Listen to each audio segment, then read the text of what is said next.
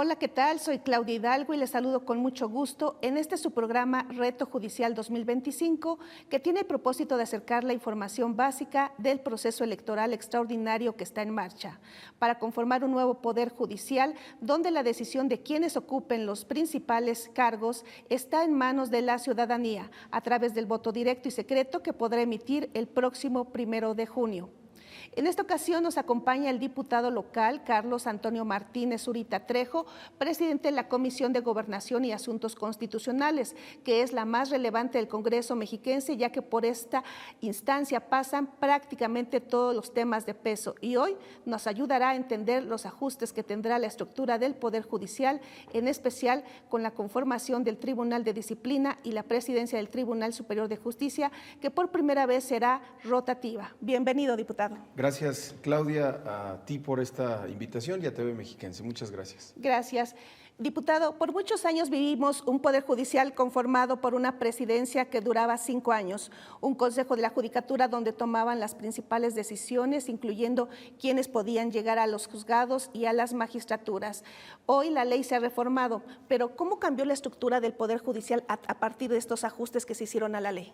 Fíjate, Claudia, que es un nuevo orden constitucional. Cambió de manera profunda en lo sustantivo. Por ejemplo, la Suprema Corte de Justicia de la Nación ya no va a ser integrada por 11 ministros, ahora serán 9 ministros. En el caso del Estado de México, ya no va a haber el que es el presidente del tribunal, ya no va a ser el mismo presidente del Consejo de la Judicatura. Van a ser 2 cabezas ahora. 2 instancias separadas. 2 instancias diferentes que serán electos y decididos por primera vez en la historia de México y del Estado de México por la gente. Estamos en presencia a casi un mes, poco menos de un mes, de un ejercicio inédito en nuestro país. Por primera vez los mexicanos y los mexiquenses podremos salir a votar por quienes imparten justicia. La justicia había sido un tema estrictamente solo de los estudiosos del derecho, de los académicos, cerrado, de los catedráticos y de una cúpula que se había enquistado en la Suprema Corte, en las magistraturas, en los juzgados de distritos locales y federales. ¿Cuál es el espíritu de esta reforma? Que la gente, así como vota por sus presidentes municipales, sus diputados locales, sus gobernadores y gobernadoras, ahora también puedan escoger al presidente del Tribunal de Justicia de su estado y también a sus juzgadores distritales, a sus magistrados. Es un ejercicio inédito al que nosotros le apostamos, que va a cambiar la vida pública del país y también del estado más importante, que es el Estado de México. Y en estas elecciones de junio ya podremos ver esos, los primeros cambios, los primeros ajustes para llegar a lo que se tiene como objetivo en esta ley. Sí, el 1 de junio será el primer paso, digamos, de manera simbólica, donde las y los mexiquenses tendremos la posibilidad de salir a votar. Quienes resulten electos por la mayoría de los votos tomarán protesta en septiembre. Vale la pena recordar que en el caso federal y en el estatal serán solamente el 50% del total de su integración de los consejos. Esto para que sea más fácil para la ciudadanía, para que no haya… sea poco a poco. Para que sea gradual. En el 2027 se decidió un 50% y en el 2030 será la segunda mitad, que ya será la totalidad de la integración de estos órganos. Y en septiembre, ya con una presidencia y un tribunal de disciplina electo por el voto popular, ¿permitirá generar cambios significativos en el Poder Judicial? ¿Sus decisiones, sus resultados, cómo se verá? Yo creo que sí, primero porque quien resulte presidenta o presidente será el primero emanado del pueblo y para el pueblo. Y cuando, como en mi caso, eres producto de la decisión mayoritaria de la gente, la responsabilidad es doble, porque no eres solamente un servidor público que atiende administrativamente sus funciones. Cuando la gente te da la posibilidad de representarlos, cambia totalmente. Hay un compromiso mayor, ¿no? Hay un compromiso moral con quienes estás representando. Hoy la justicia en México va a ser un asunto de todas y de todos. En este país, uno de los grandes dolores fue la impartición de justicia, en todo sentido. Y la cercanía que van a lograr tener con este contacto que tienen con la gente para tener un poquito más de empatía, de saber qué es lo que está pasando. Por lo menos por primera vez la gente habla de magistrados, habla de la Suprema Corte, habla del Poder Judicial. Eso era un asunto que se había dejado solamente a los políticos y a una cúpula en el poder. Y hoy a mí me da gusto llegar a desayunar a cualquier lugar en mi municipio, en Ixtapaluca, y que la gente esté conversando sobre la elección del 1 de junio. Eso trae vida a nuestra democracia y a la Constitución. Ajá.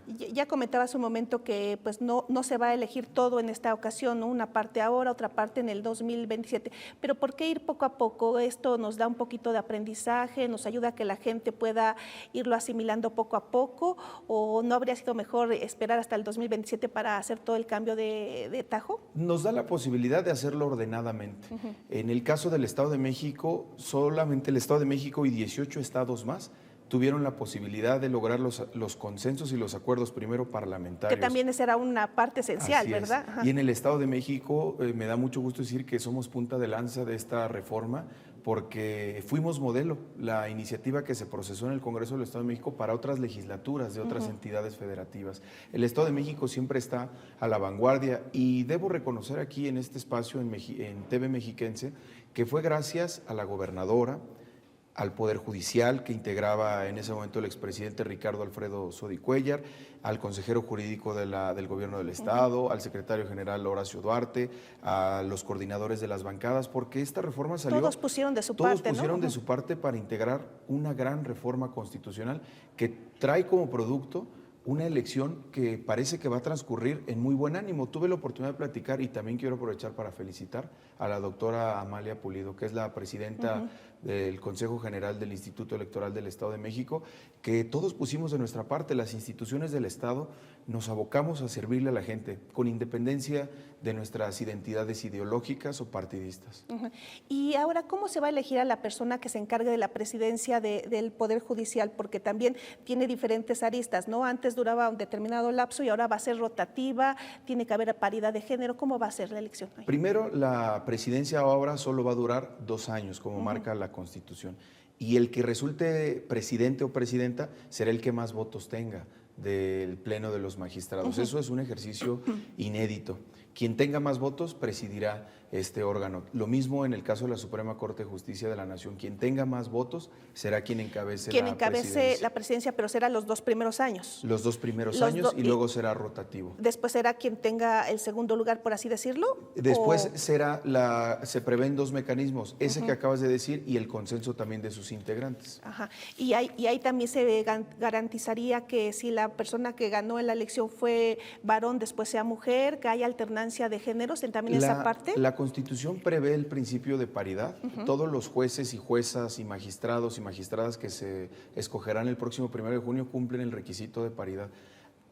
Al concluir la jornada del 1 de junio habremos de tener la misma cantidad de mujeres y la misma cantidad de hombres, en consecuencia integrando estos órganos deliberativos de justicia. Esto a pesar de que ahorita vemos en la boleta que solamente son 3 mujeres y 10 hombres para la presidencia. Eso no implica que vaya a ser el sector masculino el más representado. No, eso no implica, será 50% integrado por mujeres y 50% integrado hombres.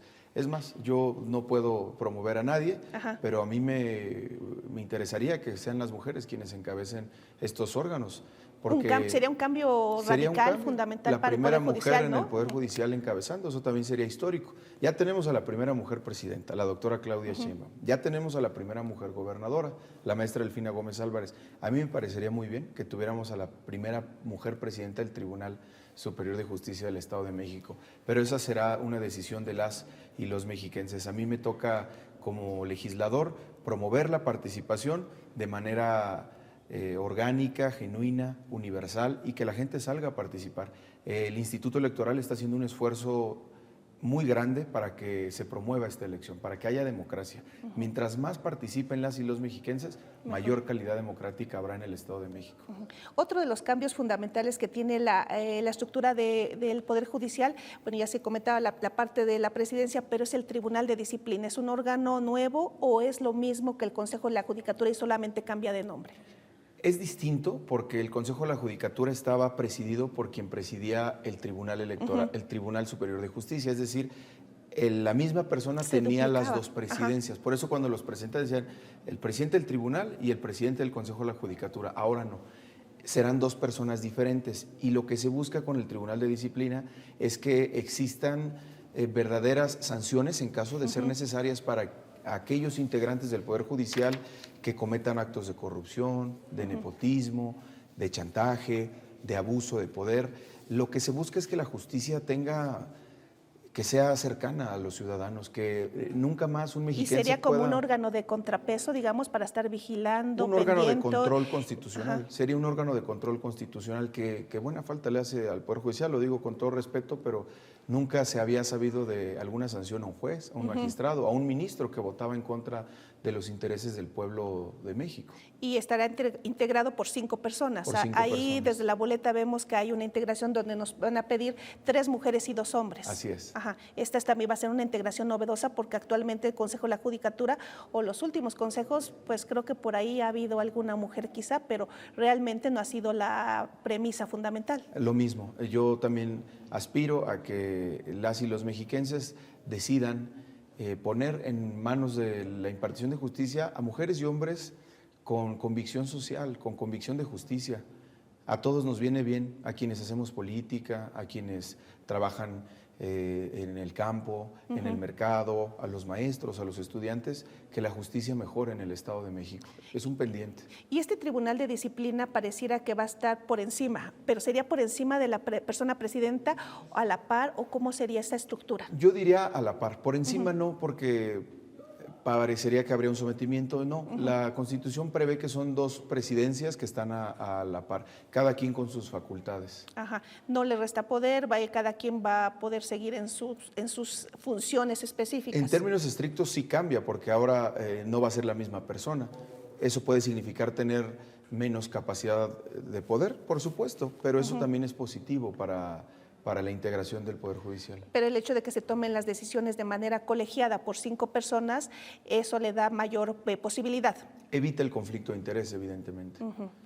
Bueno, pues como lo ha escuchado, los cambios del Poder Judicial son relevantes, son varias las acciones que se están llevando a cabo en él y por eso le pido que sigamos más tiempo aquí en el programa Reto Judicial 2025 después de este corte para seguir con los detalles.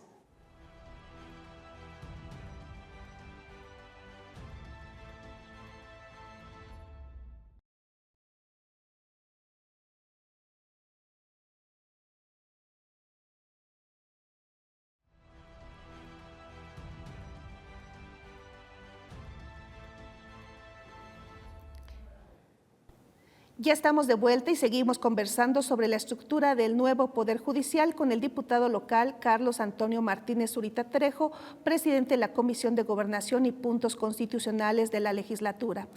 Ahora, diputado, platíquenos, ¿qué pasará con quien ocupe la presidencia del Poder Judicial del Estado de México? No sé si al concluir esos 2 años que nos comentaba va a estar en la presidencia, termina, se va a otra función, ¿qué pasa con ellos? Se convierte en un integrante más del Pleno, como sucedía anteriormente.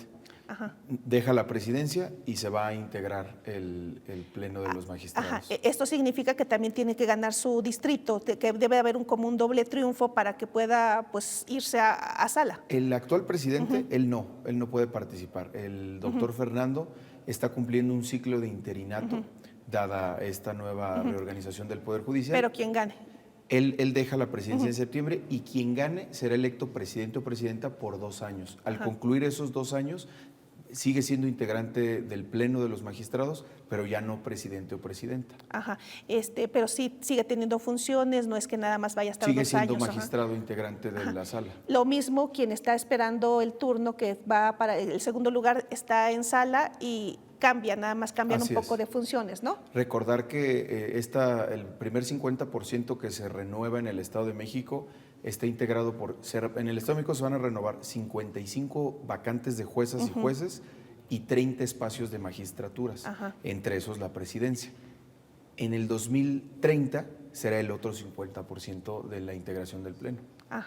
Y recuérdanos un poco, ¿cómo se logró la integración de las listas? Yo recuerdo por ahí el tema de la conformación de grupos especiales en cada uno de los poderes y la gente a veces tiene dudas de si cumplen los requisitos. Hubo ahí todo un procedimiento, ¿no? Hubo todo un procedimiento, se hicieron 3 comités, uno por parte del Poder Legislativo, otro por parte del Ejecutivo y otro por parte del Judicial. Estos 3 comités estaban integrados por expertos en derecho, en jurisprudencias, en sentencias y en conceptos de carácter metodológico. Todos los que aspiraron pasaron ese filtro, tuvieron que acreditar el filtro, por supuesto muchos no acreditaron. Requisitos básicos de promedios. Conocimiento en los temas jurídicos, hubo entrevistas, hubo quienes no acreditaron ese filtro y luego pasaron a incluso quienes acreditaron pasaron posteriormente a una insaculación, mejor conocida como una tómbola. Y ahí cada poder sacó ya las ternas para integrar cada distrito y cada magistratura. Pero hablamos que a las tómbolas llegaron todos los que cumplían con los requisitos. Ya sacar a una u otra persona fue ya nada más cuestión de suerte de quienes estaban ahí, pero no es Así de que se decidió por suerte el futuro del Poder Judicial. Todos cumplen el requisito y fue darles oportunidad igual a todas las personas los que concursaban. acreditaron los criterios de los comités de evaluación pasaron a la insaculación. Y en la insaculación ya la suerte o la fortuna definió quienes integraron las listas de los candidatos y candidatas. ¿Y fueron los mismos requerimientos o el mismo rigor de la revisión de quienes van para presidencia, para tribunal de disciplina o para magistraturas y juzgados? Hubo rigor técnico. Yo conozco, en el caso que a mí me tocó votar, que es el del Poder Legislativo, conozco a los integrantes, sé de su capacidad ética, su altura moral y su sapiencia jurídica. Entonces creo que los filtros fueron los adecuados. Yo conocí a algunos aspirantes que me dijeron que incluso fueron muy difíciles los filtros, pero también conocí aspirantes que me dijeron que fue sencillo acreditarlo porque sus conocimientos ya estaban enfocados así a los esa área, acompañaban. ¿no? Sí. Pero de alguna manera fueron más estrictos con quienes van a presidencia y tribunal, o es decir, podemos ver a gente mucho más preparada que quienes están en la etapa de juzgados o magistraturas. Yo creo que cada postulación obedece a una capacidad diferente. Ser juez, ser magistrado o encabezar la presidencia del tribunal son distintas condiciones y creo que los expertos analizaron con ese rigor técnico cada aspiración. En este tema tuvieron oportunidad la gente que está laborando en el tribunal, ¿no? Que lleva ya muchos años ahí, que ha hecho su carrera, pero a final de cuentas tuvieron que renunciar para poder ser candidatos o candidatas o pueden llevar a cabo estas dos funciones.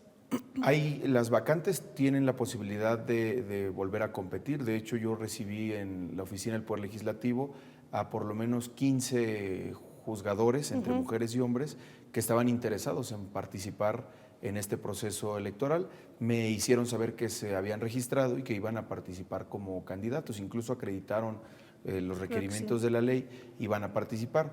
Ahora la integración, esta es el espíritu de la reforma, ya no van a ser designados por el propio Poder Judicial, será la gente quien salga a votar y decidir quiénes van a representar al Poder. ¿Y qué pasará con quienes están concursando, quienes están participando como candidatos o candidatas y pierdan la elección? ¿Van a ser indemnizados, perdieron sus derechos y que formaban parte del Poder Judicial, perdieron sus derechos o qué pasará con estas personas? Ahí se prevé el haber de retiro. La ley, la Constitución del Estado de México marcaba los plazos para renunciar quienes deseaban ya separarse con su haber de retiro hasta lo que marcaba la ley en ese momento.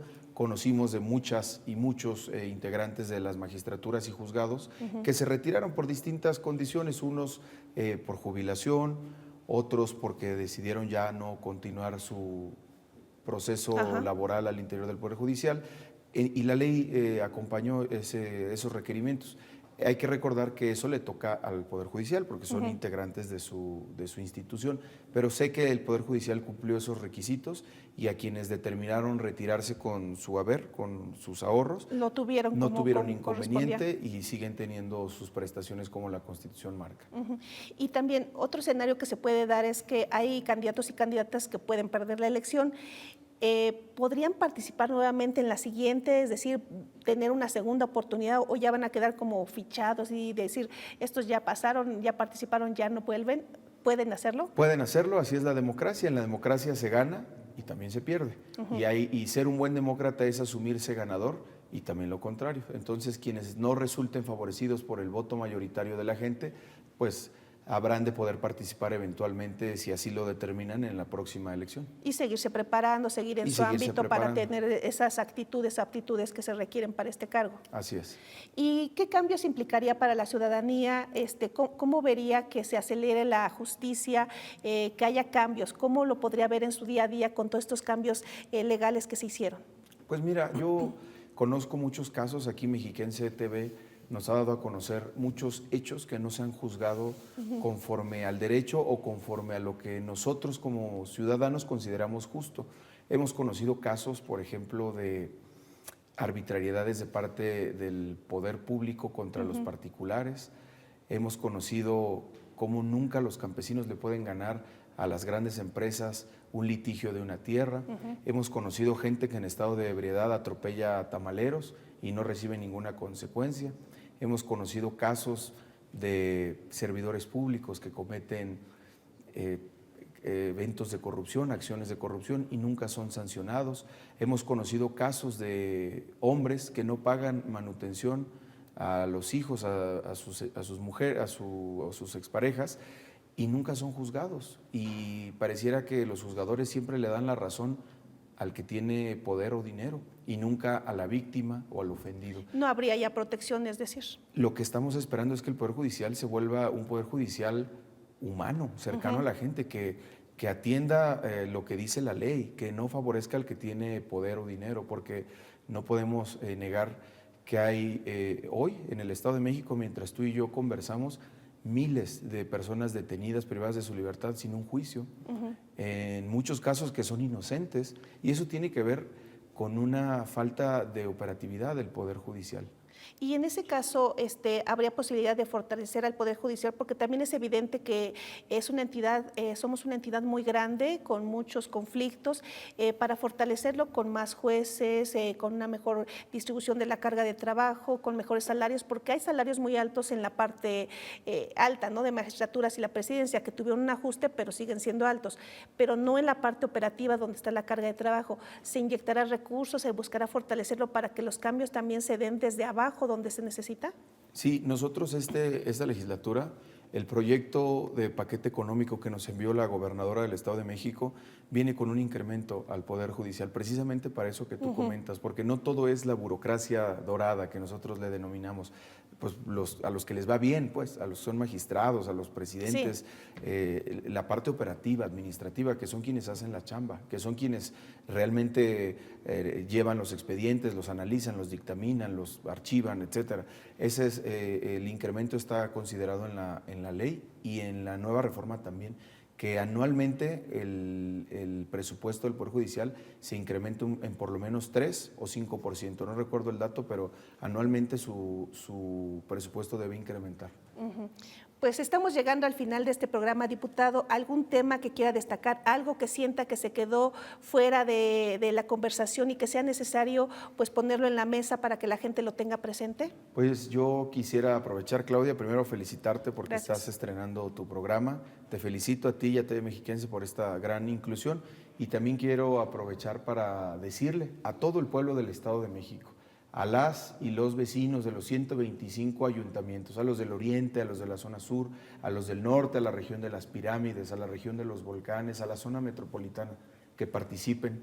El Estado de México necesita la participación de los jóvenes, de los maestros, de los estudiantes, de los abogados, de las madres, de los padres, de las buscadoras, de quienes hemos padecido la justicia. Este es el momento de reivindicar al pueblo del Estado de México participando el primer domingo de junio.